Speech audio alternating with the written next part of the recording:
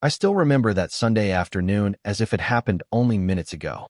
The sun was slipping low behind the oaks that framed my quiet suburban street in Austin, Texas. I'd been looking forward to a peaceful evening. Nothing more than a glass of iced tea, a good book, and the comfort of knowing my daughter Emily was coming by for dinner. Emily was 23, ambitious but restless, the kind of young woman who always wanted to prove she could handle life on her own. She had inherited her mother's stubborn streak and my tendency to hide fear behind a smile. When she knocked on the door that evening, I could sense right away that something was different. Her smile seemed forced, her shoulders stiff, as if she were rehearsing a performance she didn't believe in. "Dad," she said softly, stepping inside with a kind of nervous energy, "I have a surprise for you." The words should have filled me with warmth. Surprises usually meant birthdays or achievements, small victories in her uncertain journey through adulthood. Instead, her tone tightened something in my chest. She reached into her bag and handed me a thick, white envelope. My first thought was that it contained tickets, maybe to a concert or a weekend trip. But when I broke the seal, my heart nearly stopped. Inside was a single sheet of paper. Numbers, bold and black, jumped out like daggers. For $100,000. 00, a debt statement. Her name printed clearly at the top. For a moment, silence swallowed the room. I stared at the page, my breath caught halfway in my throat. "Emily," I finally whispered, "what is this?" Her eyes filled with tears before the words left her lips. "Dad, I didn't know how else to tell you. I thought I could handle it. But it's too big. I'm drowning." I felt the floor tilt beneath me. For $100,000. That was more than my house, more than anything I had ever owed in my life. My stomach churned with disbelief, anger, and an almost crushing wave of fear. "How?" I demanded, louder than I intended. "How does anyone get themselves into this much debt at 23? Emily flinched, biting her lip. "It started with student loans, then credit cards, and," she hesitated, "some bad decisions. I trusted the wrong people, Dad. I thought I was investing in something real." The word investing made my blood run cold. My daughter wasn't a Wall Street broker. She worked part-time as a receptionist at a dental clinic, barely making enough to cover rent. What kind of scheme had she fallen for? I pressed my hands against the table, steadying myself. Memories of raising her alone after her mother left came flooding back. Every sleepless night, every scraped knee, every proud smile on graduation day. I had promised myself I'd protect her from the world's cruelties. And now here she was, sitting across from me, caught in a mess so enormous it threatened to crush us both. "Dad?" she whispered, her voice breaking. I didn't know where else to turn. "I'm scared. I need your help." My chest tightened. I wanted to be angry, to lecture her for the recklessness that had brought us here. But when I looked at her, my little girl, trembling, eyes red with shame, all I could see was fear. And beneath that fear, a silent plea, "Don't give up on me."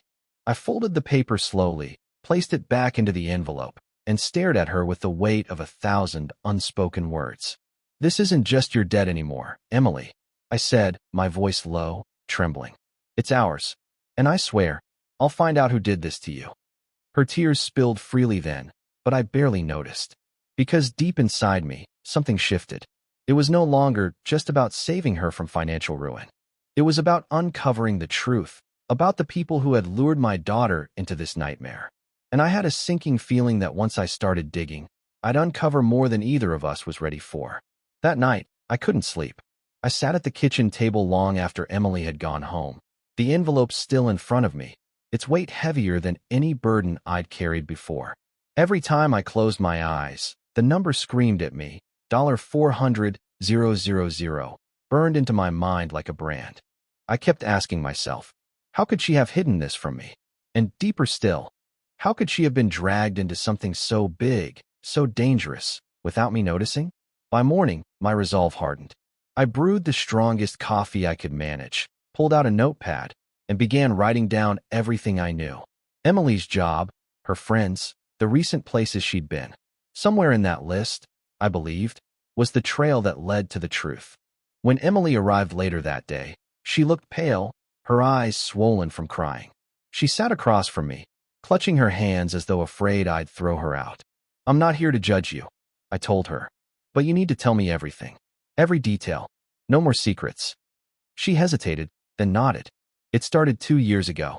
I met this guy, Tyler, at a college event. He was charming, dad, confident, successful. He talked about opportunities, about making money fast. He made it sound so easy. I thought, maybe this was my chance to be independent, to prove I could stand on my own. I leaned forward, my stomach tightening. What did he get you into? Crypto. Real estate flips. At first, I only gave him a few thousand. Then more. He promised guaranteed returns. When things started falling apart, he said I had to borrow to cover the investments, that it was just a temporary setback. Her voice cracked, tears brimming again. But it wasn't temporary. It was a trap. Every loan, every credit card. He told me it was necessary to stay in the game. And then one day, he was gone, vanished, and I was left with the debt. The rage inside me burned like wildfire. Some smooth-talking predator had taken advantage of my daughter's naivety, drained her dry, and left her to drown. Do you know where he is now? I asked, my voice sharp. Emily shook her head. No. His number's disconnected. His socials are wiped. It's like he never existed. I slammed my fist against the table, startling her. Everyone leaves a trail, Emily. No one just disappears. She flinched at my anger, and guilt immediately washed over me. I reached across the table, taking her trembling hands in mine. I'm sorry. I'm not mad at you. I'm mad at him. And I promise you, I will find him. Her eyes widened with a mixture of fear and hope. Dad, you can't. He's dangerous. I heard rumors. People who cross him, they regret it. I gave a bitter laugh. I've spent 60 years of my life standing tall, Emily. I've seen bullies, liars, cheats, you name it. If this man thinks he can ruin my daughter's life and walk away clean, he has no idea who he's dealing with. For the first time in days, I saw the smallest flicker of relief in her eyes. She nodded slowly, as if daring to believe me. When she left, I sat back in my chair, staring at that envelope again. For $100,000. It wasn't just money. It was chains, shackles wrapped around my daughter's future. And I knew one thing with certainty. I wasn't going to let her fight this alone. Somewhere out there, Tyler was living free while Emily carried the weight of his betrayal. But not for long. The following morning, I woke up with a plan forming in my head. I wasn't a detective, not a lawyer, not even a man with connections in high places. I was just an ordinary father who'd spent most of his life working construction and later managing a small contracting business. But what I did have was grit, persistence, and a deep love for my daughter that outweighed every obstacle in my path. I started with what little Emily had told me. His name, Tyler, a first name only, and vague stories about crypto, real estate flips, and flashy parties. Not much to go on. But if this guy had scammed others, there had to be a trace. I booted up my old laptop, the one I mostly used for paying bills and reading the news, and began searching. Tyler investment scam Austin, crypto fraud Texas, real estate flip con artists. Hours passed, and my eyes ached from scrolling, but finally something caught my attention. A local news article. Authorities investigating possible Ponzi scheme targeting young investors. The piece mentioned a man in his 20s, going by different aliases, who lured college students and young professionals into bogus investments. The photo was grainy, but when I zoomed in, my heart nearly stopped. The man had slicked back dark hair, a too-perfect smile, and eyes that seemed to promise the world while hiding a storm of lies. Emily's voice echoed in my mind. He was charming, dad, confident, successful. It had to be him. I jotted down every detail from the article, including the reporter's name. Maybe I could reach out, get more information. But before I did, I decided to test my hunch with Emily. When she came by later, I slid my laptop across the table. Is this him? She froze. Her face went pale, her lips trembling. She nodded slowly. That's him. That's Tyler. Her confirmation felt like both a victory and a curse. On one hand, I'd found proof he existed. On the other, it meant she wasn't his only victim. He'd swindled others, leaving a trail of broken lives in his wake. Emily, listen to me carefully, I said, my voice steady. This man didn't just scam you. He's been running schemes all over the state. That means the authorities might already be after him. Her eyes widened. So, maybe they can help. Maybe, I admitted, though a knot twisted in my gut. I'd dealt with bureaucracy before, slow processes, endless red tape. Justice often took years. And Emily didn't have years. Every month, that debt grew heavier, interest piling like bricks on her chest. That night, after Emily left, I stared at my reflection in the bathroom mirror. My silver hair, the lines etched deep into my face, signs of a man who'd lived through hardship. I thought about my wife leaving all those years ago, about raising Emily alone, about every sacrifice I'd made to keep her safe. And now, after all that, she was drowning. I leaned closer to the mirror, whispering to myself, "You will not let this man win. You will not let your daughter be destroyed." It wasn't just about debt anymore. It was about dignity, about justice. And I knew then, this wasn't going to be a polite conversation with the police. This was going to be a battle, one I intended to win, no matter the cost. The next day, I made my first real move. I called the journalist who'd written the article about the Ponzi scheme. Her name was Rachel Carter, a crime reporter for the Austin Chronicle. To my surprise, she picked up on the second ring. "This is Rachel," she said briskly. "Miss Carter, my name is John Miller." I began, my voice tight but steady. "I think the man you wrote about, he scammed my daughter." There was a pause on the other end. "Sir, I get calls like this more than you'd imagine. But if you're serious, tell me everything." So I did. I told her about Emily, about the fake investments, the mounting debt, and how this Tyler had disappeared. Rachel listened without interrupting, and when I finished, her tone softened. "You're not alone," she said quietly. "I've interviewed at least half a dozen families with the same story. Young people, promised easy money, left with crushing debt while he vanished. He's slick, careful, always one step ahead." "Do you know his real name?" I asked. There was a sigh. "Authorities believe he's using multiple aliases.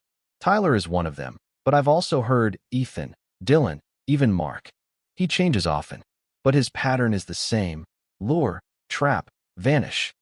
I clenched the phone tighter. "So he's still out there?" "Yes," she said, "and he's getting bolder. There are whispers he's tied to bigger players, people running organized fraud across state lines. If that's true, you need to be careful. Men like that don't just scam, they intimidate." Her warning rang in my ears long after we hung up. But caution was a luxury I couldn't afford. My daughter's future was on the line. That evening, Emily came by for dinner. I debated how much to tell her. She was already fragile, carrying guilt like an anchor. But when she asked, "Did you find anything?" I couldn't bring myself to lie. "I talked to a journalist," I admitted. "Tyler, whatever his real name is, he's part of something bigger. You weren't his only victim." Her fork clattered against the plate. "Oh my God, Dad, what if they come after me? What if I'm in danger?" I reached across the table, gripping her hand firmly. "Listen to me. You're safe here. I won't let anyone touch you. But we're not going to sit back and wait. We're going to fight this." Her eyes glistened, a mix of fear and fragile hope. "How, Dad? You can't fight people like him. You're just—" She trailed off, realizing too late how it sounded. "Just an old man?" I finished with a grim smile. "Maybe, but I'm an old man who's been underestimated before. And that's always been other people's mistake." That night, after she went home, I pulled out my phone and scrolled through my contacts. There was one person I hadn't spoken to in years, but if anyone could help me track a ghost like Tyler, it was him, an old buddy from my contracting days who now ran a private security firm in Houston. I hesitated only a moment before pressing call. When his voice answered, gruff and familiar, I felt a surge of determination. "Mike," I said, "I need a favor. And it's a big one." "John? Man, it's been years." Mike's voice rumbled through the line. "What's going on?" I leaned back in my chair, the weight of everything pressing on my chest. "Mike, it's my daughter. She's in trouble. Bad trouble. Some guy scammed her into $400,000 of debt and then vanished. I need help finding him." There was silence on the other end for a moment, then a low whistle. "That's no small-time con. You're saying for 100 grand?" "Yeah," I said firmly. "And she's not the only one. This guy's running scams all across Texas. I don't know his real name. Goes by Tyler, maybe other names too. He's slick, dangerous, and I'm not about to sit back while he ruins Emily's life." Mike sighed. "John, I get it. Family's family. But if this guy's tied into organized fraud like you're hinting, you might be poking a hornet's nest." "I don't care," I said, my voice sharper than I intended. "I've fought hornets before. I'm not afraid of getting stung. What I'm afraid of is my daughter's future being buried before it even begins." There was another pause, Then Mike's tone shifted, firmer, more professional. All right, I'll run a few checks. Give me every detail you've got. Description, locations, even small stuff. Sometimes the smallest thread pulls the biggest knot loose. I relayed everything Emily had told me. His charm, his promises of easy money, the sudden disappearances, the fake investments. When I finished, Mike grunted. Yeah, I've heard of guys like him. They prey on the young, the hopeful. They burn through aliases faster than credit cards. Can you find him? I asked. I can try. But listen to me, John. If we do find him, you'd better be ready. Men like this don't go down easy. You might get more than you bargained for. I tightened my grip on the phone. I don't care how messy it gets. I'm not doing this for me. I'm doing it for Emily. Mike chuckled dryly. You haven't changed a bit. All right, old friend, I'll call you when I've got something. But keep your head down till then. After we hung up, I sat in silence, staring at the darkened kitchen window. For the first time, I felt a flicker of hope. Maybe, just maybe, we had a chance. But that hope came tangled with unease. Because if Mike was right, we weren't just hunting a con artist. We were stepping into a world of shadows, where money and power bought silence, and people who asked too many questions often disappeared. Later that night, Emily called. Her voice was small, almost childlike. Dad, did you find anything? Not yet, I told her gently. But I've got someone working on it. Trust me, Emily, we're going to get answers. She was quiet for a moment. Then, softly, she said, I don't deserve you. My throat tightened. Don't ever say that. You're my daughter. And no matter what, I'll always fight for you. When I hung up, I sat in the dark, the phone still in my hand. I knew the road ahead would be dangerous. But there was no turning back now. Somewhere out there, Tyler was laughing at the lives he'd destroyed. And I intended to wipe that smile off his face. 2 days later, my phone buzzed with a call from Mike. His voice was clipped, serious. John, I've got something. You were right. This guy's slippery. But he left a trail, just not the kind most people look for. I dug into some real estate records, a few shell companies in Texas and Nevada. Guess whose name kept popping up as a managing partner? A guy matching your Tyler's description, using the alias Ethan Cole. My pulse quickened. Where is he now? That's the tricky part, Mike said. He's been bouncing between Dallas, Houston, and even Las Vegas. Right now, I've got reason to believe he's back in Austin. There's an upscale bar downtown he likes to frequent. Flashy, high rollers. Perfect place to hunt for his next victim. I gripped the phone tighter. What's the name? The Velvet Room. Place is crawling with wannabe investors and fake hotshots. He fits right in. For a moment, I just sat there, stunned. Tyler, Ethan, whatever his real name was, wasn't some ghost hiding in the shadows. He was here, in my city, walking free, sipping expensive drinks while my daughter's life was falling apart. John, Mike warned, don't do anything stupid. I'm not saying you shouldn't go, but don't go charging in there like a one-man army. If this guy has connections, you'll get yourself hurt. Or worse. I nodded slowly, though inside my blood boiled. I hear you. Just keep digging. I need everything you can find. That evening, I couldn't resist. Against my better judgment, I drove downtown and parked near the Velvet Room. From the outside, it looked like something out of a movie. Neon lights, velvet ropes, bouncers in tailored suits. Expensive cars lined the street. Mercedes, BMWs, even a sleek black Lamborghini. I sat in my truck for nearly an hour, watching men in tailored suits and women in designer dresses come and go. My heart hammered in my chest, every nerve on edge. I wasn't dressed for a place like that, just jeans and a worn leather jacket, but that didn't matter. Finally, I stepped out, squaring my shoulders. As I approached the entrance, the bouncer eyed me with thinly veiled disdain. Private club, sir. Members only. I swallowed hard, forcing myself to stay calm. I'm meeting someone, I lied. The bouncer's eyes narrowed. For a second, I thought he'd throw me back onto the street. But before he could respond, the door opened, and a wave of laughter spilled out. A tall man with slicked-back dark hair stepped into view, a glass of champagne in hand, his smile dazzling under the neon lights. My breath caught in my throat. It was him. Tyler. Or Ethan.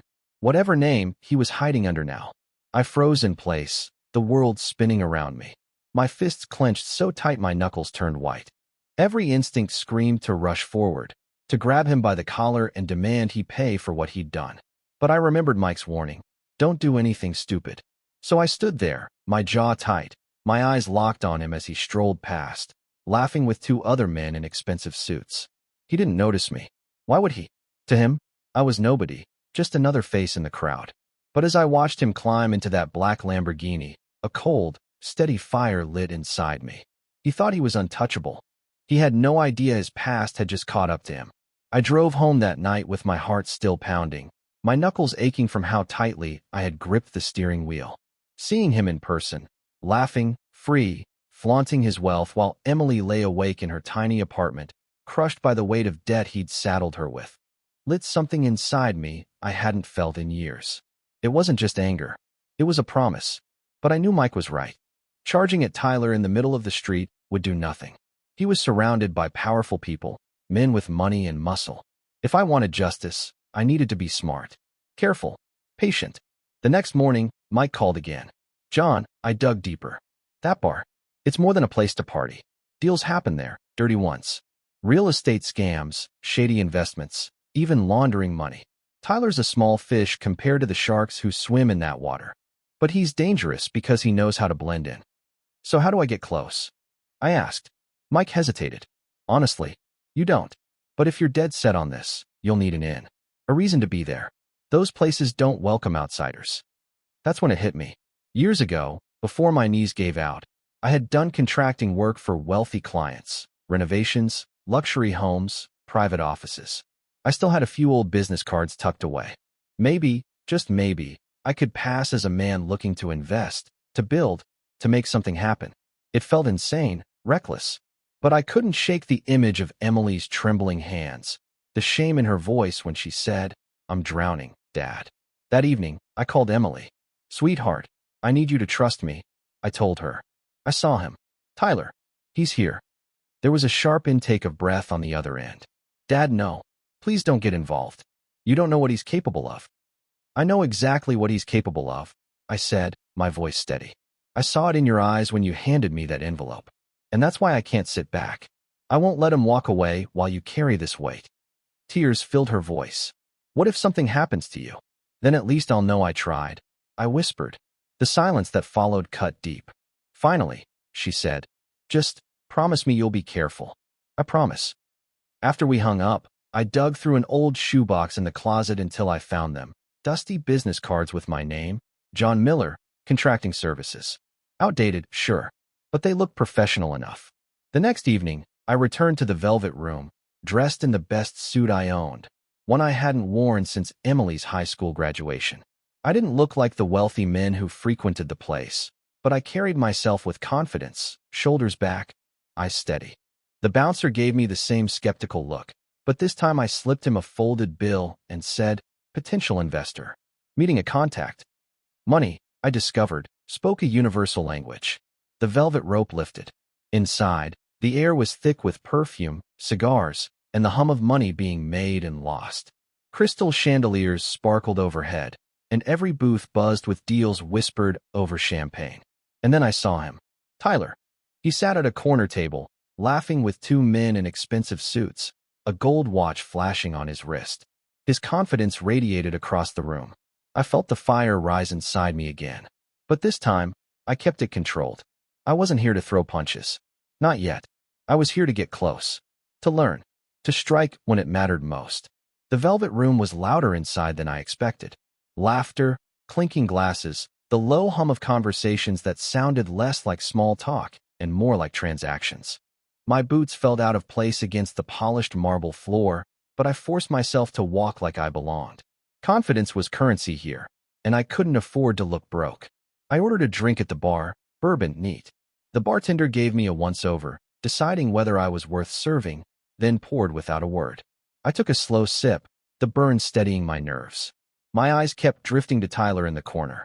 He was magnetic, all smooth charm and easy laughter, the kind of man who drew people in like moths to flame. No wonder Emily had believed him.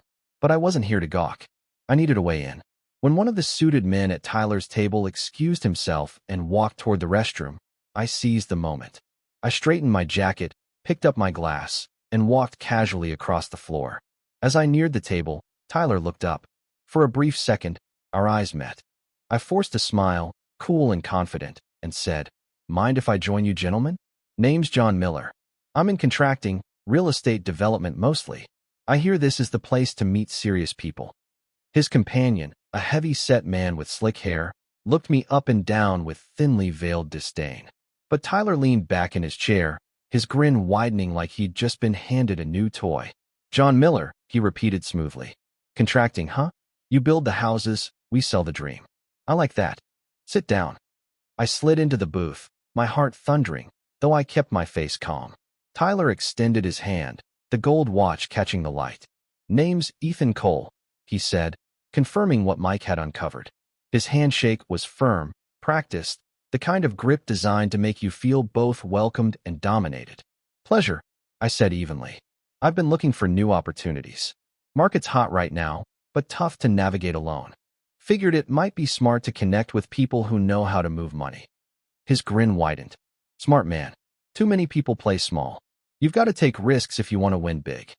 I nodded, though inside, every word made my skin crawl. I could almost hear Emily's voice repeating those same promises. Easy money, quick returns, the bait he had dangled before swallowing her whole. For the next half hour, I played my part.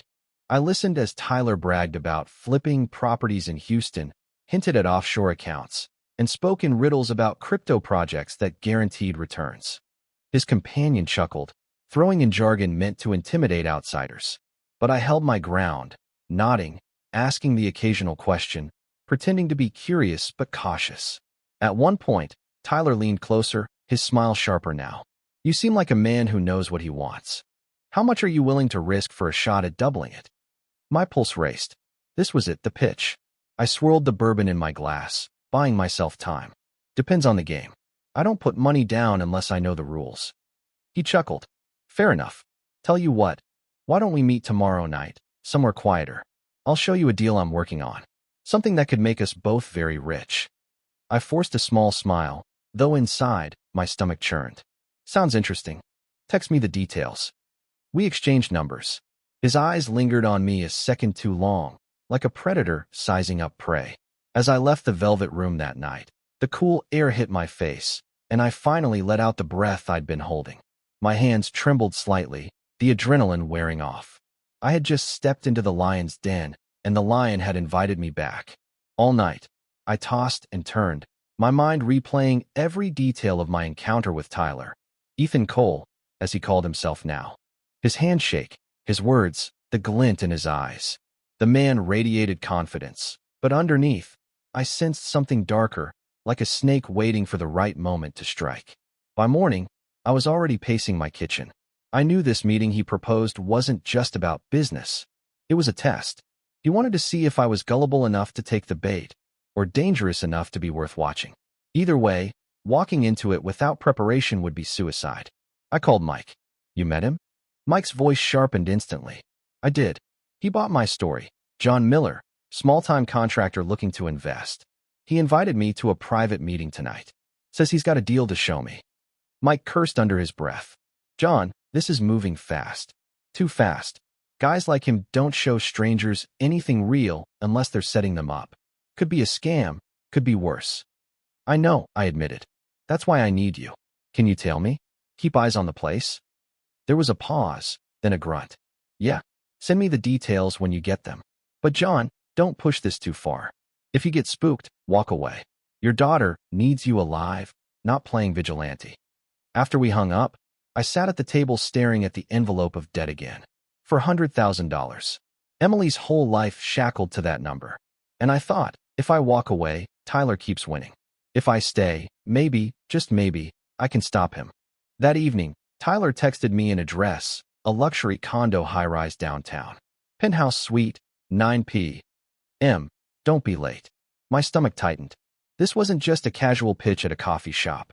He was bringing me into his territory, a place where he held all the power. Before leaving, I called Emily.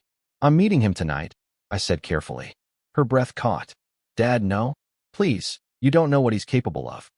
"I know enough," I said, trying to steady my voice. "But I won't let him keep hurting you. I need to look him in the eye and see what he's hiding." Her voice trembled. Promise me you won't do anything reckless. I close my eyes. I promise I'll be careful. That's all I can promise.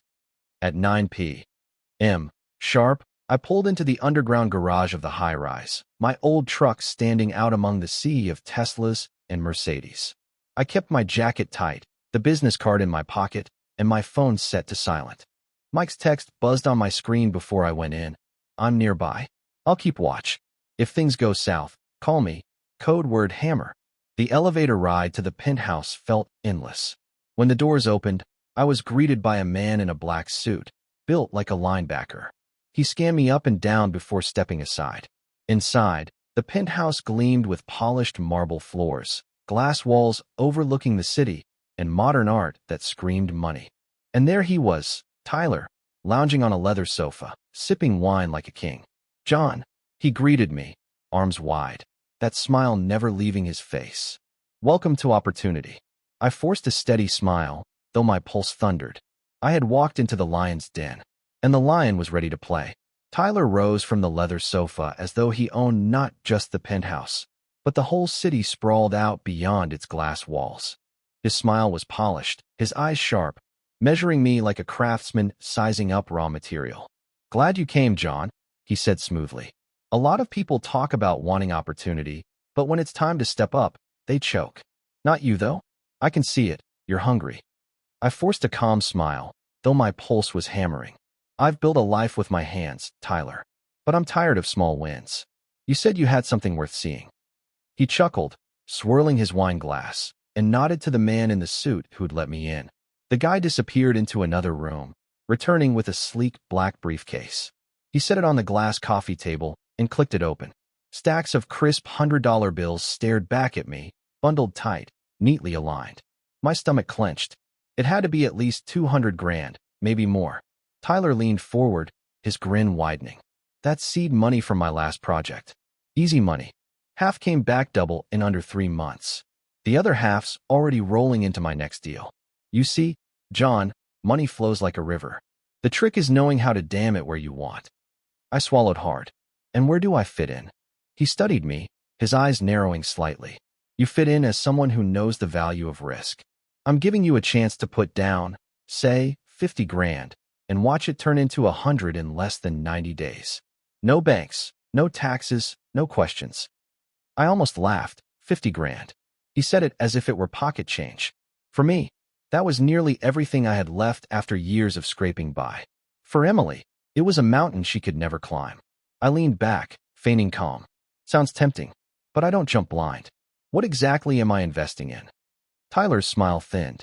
That's not how this works, friend. Details ruin the magic.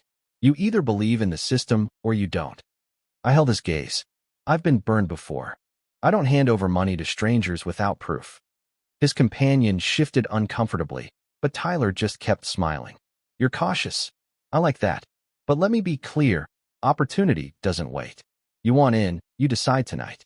Otherwise, I move on to someone else. The room grew heavy with silence. My mind spun.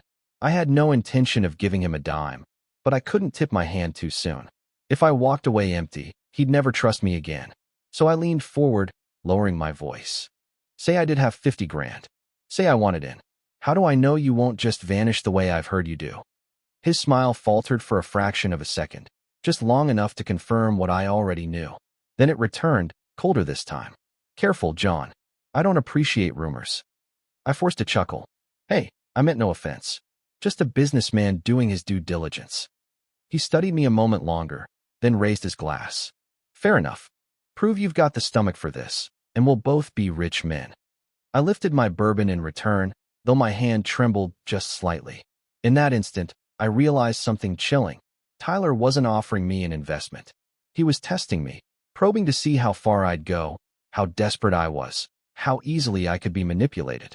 And if I wasn't careful, I'd end up just like Emily, trapped, bleeding out money while he laughed all the way to the bank.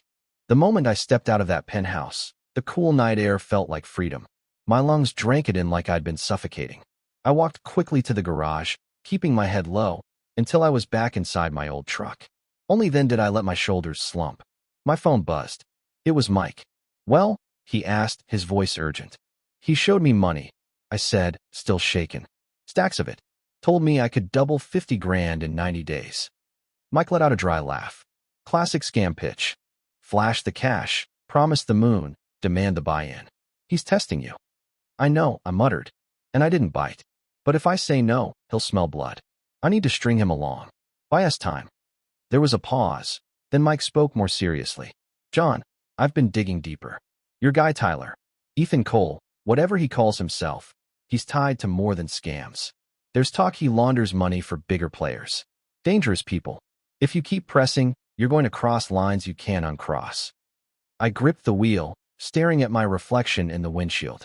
I already crossed the line the second Emily handed me that envelope. I can't back down now. Mike sighed. All right. Then we flip the script. If he thinks you're in, he'll open up more. That's when we gather proof, enough to hand him to the feds on a silver platter. And if he realizes I'm bluffing, then you'd better hope I'm close enough to pull you out. That night, I barely slept. My mind kept flashing between Emily's tear-streaked face and Tyler's smug grin. Rage burned in my gut, but fear lurked close behind. I wasn't a con man or a spy. I was just a father desperate to save his daughter. The next evening, Tyler texted again. Dinner tomorrow. Private club. Bring your questions and your commitment. Commitment. The word twisted like a knife. The following day, I met with Mike in a diner outside of town. Over greasy coffee and scrambled eggs, we mapped out a plan. Record everything. Mike instructed, sliding me a tiny device. Keep it on you. If he lays out details, we'll have evidence. And don't let him rush you into showing money. Stall him. The longer you're in the circle, the more rope he gives himself to hang with. I pocketed the device, my hands trembling. And if he catches me recording? Mike's gaze was steady. Then say your prayers. But if we play it right, we won't get to that point. When I drove home, Emily was waiting on my porch. Her eyes searched mine. You're still meeting him, aren't you? I nodded. Yes. And I need you to trust me. Tears welled up in her eyes. Dad, what if you end up in debt too? What if he ruins you the way he ruined me? I took her hands in mine, squeezing them tight. He already ruined you. That's enough. This ends with me. She buried her face against my chest, sobbing softly. I stroked her hair, my jaw set like stone. Tomorrow night, I would walk into that private club wearing a mask of interest, hiding my disgust. But underneath, I was gathering every weapon I could to bring Tyler down. The private club sat tucked away in downtown Austin, hidden behind a pair of polished oak doors with no sign above them. If you didn't know it was there, you'd walk right past. But for men like Tyler, secrecy was part of the allure. I arrived 5 minutes early, wearing the same suit I'd used at the Velvet Room. My heart pounded, but my face was calm, practiced.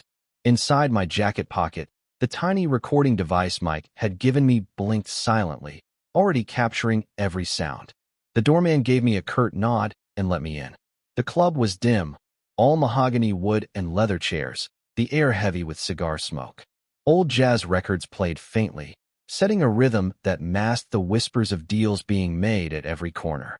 Tyler was waiting at a table near the back, swirling a glass of whiskey like he had all the time in the world. When he saw me, he flashed that same practiced grin. John, he said warmly, rising to shake my hand. Glad you didn't waste my time. I said I'd be here. I replied, steadying my voice. I'm curious what you've got. He motioned for me to sit, then slid a sleek folder across the table. Inside were glossy photos of half-renovated properties, blueprints stamped with permits, and spreadsheets filled with numbers that looked impressive but meant little. Prime real estate, Tyler said smoothly. Downtown condos, undervalued and ripe for flipping. I've got investors lined up, but there's always room for one more, if he's serious. I flipped through the papers slowly, stalling. My fingers itched to crush the pages and shove them back in his face, but I forced myself to nod, to play along. Looks promising, I murmured. What's the buy-in? 50 grand minimum. You put it in, I double it in 3 months. Easy math. I gave a half smile. Easy math always hides complicated problems. His grin widened, but his eyes sharpened. You're a cautious man, John. That's good. But let me give you a warning. Opportunities like this don't wait. People who hesitate get left behind. People who trust me, they win. The words made my stomach churn. I could almost hear Emily's voice echoing them, repeating his poison like gospel. I leaned back, pretending to consider. And what happens if the project tanks? His expression didn't falter, but his jaw tightened ever so slightly. I don't lose. That's not how I operate.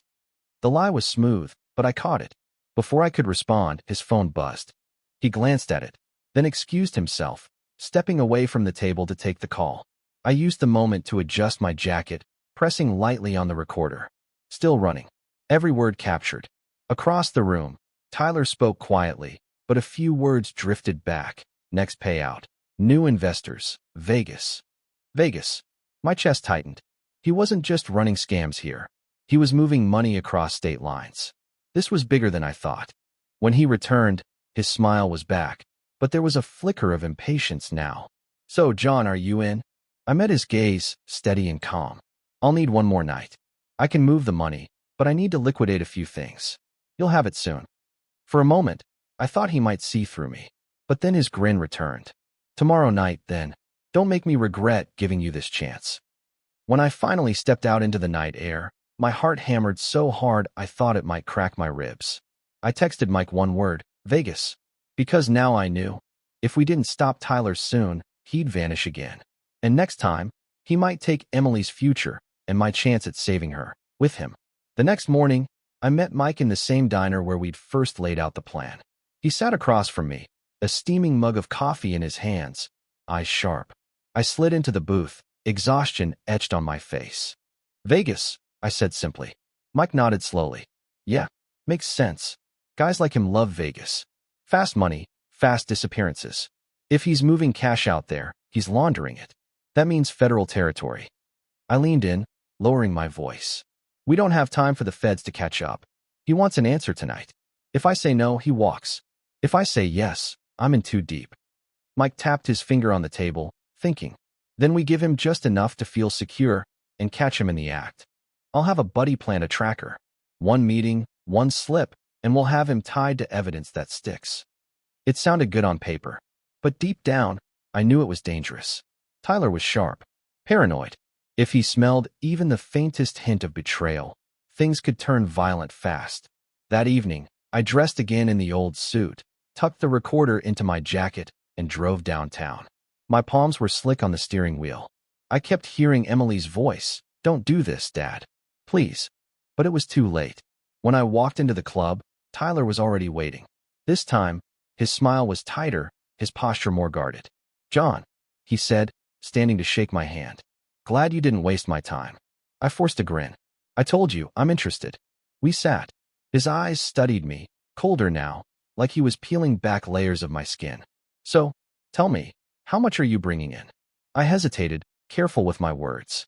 I can move 50. Tomorrow. I'll need one more night. Silence stretched between us. Then, slowly, Tyler leaned forward, his smile gone. Funny. Yesterday, you said one more night. Today, you say one more night. Makes me wonder, John, are you stalling me? My heart slammed against my ribs. I kept my face steady. I don't move money like a gambler. I do it smart. You want me in, you'll get your 50. But not until I know this is real. He stared at me long and hard, then chuckled. But the sound wasn't warm. It was sharp, dangerous. You've got guts, I'll give you that. But guts don't make money. Commitment does. Before I could respond, the heavy-set man from the velvet room appeared, standing behind me like a shadow. His presence was enough to send a chill down my spine. Tyler leaned back, sipping his whiskey. Here's the thing, John. I don't like being tested. And I really don't like liars. So if you're playing me, this will end badly for you. My throat went dry, but I forced myself to meet his gaze. I'm not lying. I'll have the money. Tomorrow night. Another tense pause. Then, slowly, Tyler's smile returned. Tomorrow night, then. Don't disappoint me. When I finally stepped outside, my knees felt weak. I pulled out my phone, typing quickly. He's suspicious. Tomorrow is the last chance. Mike's reply came instantly. Then tomorrow, we end this. But as I slid into my truck, a thought struck me cold. What if Tyler already knew who I was? What if the trap wasn't mine, but his? The following night felt like walking into a storm I knew might never let me out. I dressed in the same tired suit, slipped the recorder into my jacket, and whispered a silent prayer before leaving the house. Emily called just as I locked the door. Dad, please don't go. I can live with the debt. I can figure something out, but I can't lose you. Her words cut deeper than any knife. For a moment, I almost turned back. But then I remembered the hollow look in her eyes the night she handed me that envelope. The shame, the fear. No, this had to end. I'll be fine, I told her, my voice steady though my hands trembled. After tonight, you'll never have to see him again. At the club, Tyler was waiting, his smile sharp, his posture coiled. The heavy-set man stood nearby, arms crossed like a sentinel. This time, there were no folders, no glossy photos. Just a sleek black briefcase on the table. John, Tyler said smoothly, tonight's about trust. 50 grand. Cash. You put it down, and your family. You walk away, and you're dead to me. Dead to me.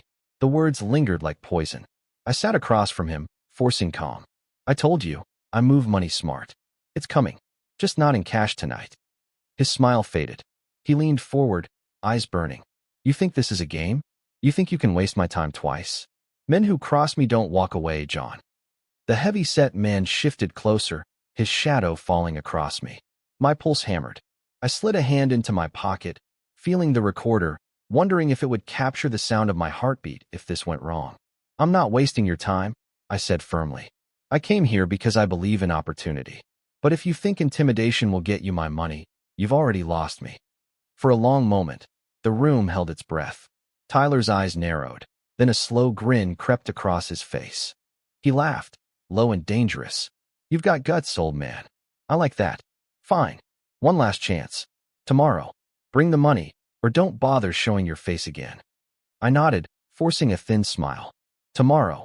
As I rose to leave, he added, and John, if you're lying to me, I'll know. And when I find out, it won't be debt your daughter's drowning in. It'll be something worse. The threat hit me like a punch.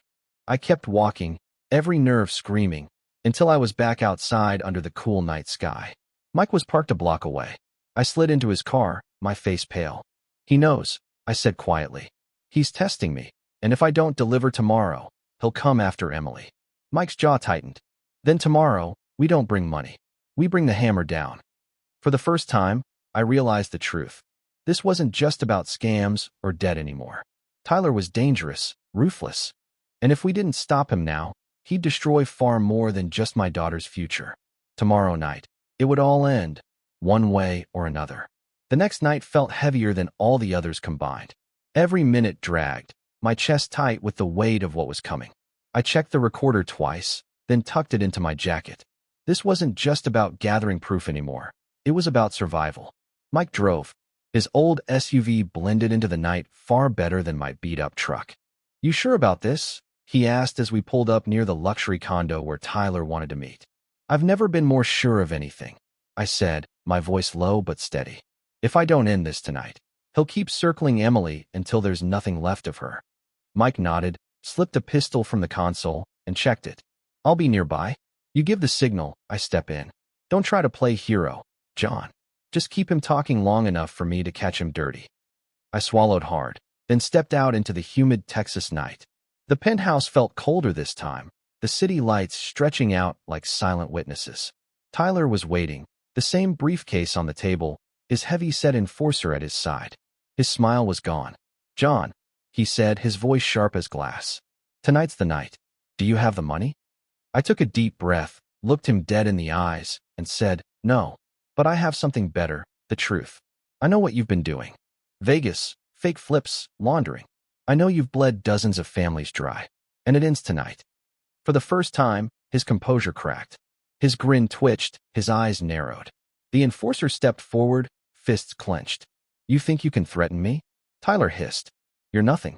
Just some washed-up old man trying to play hero. I forced a smile. Maybe, but washed-up old men have nothing left to lose. I tapped the recorder in my jacket pocket. And everything you just said? It's already on tape. His face darkened, but before he could react, the penthouse door burst open. Mike stepped in, gun drawn, voice booming. Freeze. Hands where I can see them. Chaos erupted. The enforcer lunged, but Mike was faster, slamming him against the wall with practiced ease. Tyler backed away, his eyes darting like a cornered animal. You think this will stop me? He spat. I have people everywhere. You're dead the moment you walk out that door. I stepped closer, my voice low, cold. Maybe, but tonight, you lost. You don't get to hurt my daughter again. For the first time, he looked rattled. The mask slipped, and beneath the charm was just a coward, small, desperate, hollow. Within minutes, police swarmed the building. Mike had called them in advance, timing it perfectly. They cuffed Tyler and his enforcer, seizing the briefcase, the documents, everything. As they dragged him away, Tyler locked eyes with me one last time. This isn't over, old man. You'll regret this. I didn't flinch. No, you will. The next morning, I sat on the porch with Emily. The sun rose slowly, painting the sky with shades of gold. She leaned against me, tears in her eyes. He's gone, Emily, I said softly. The debt won't disappear overnight, but his hold on you is broken. You're free. She wrapped her arms around me, sobbing into my chest.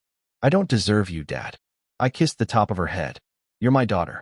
That's all that matters. And as long as I'm alive, no one will ever take that from you.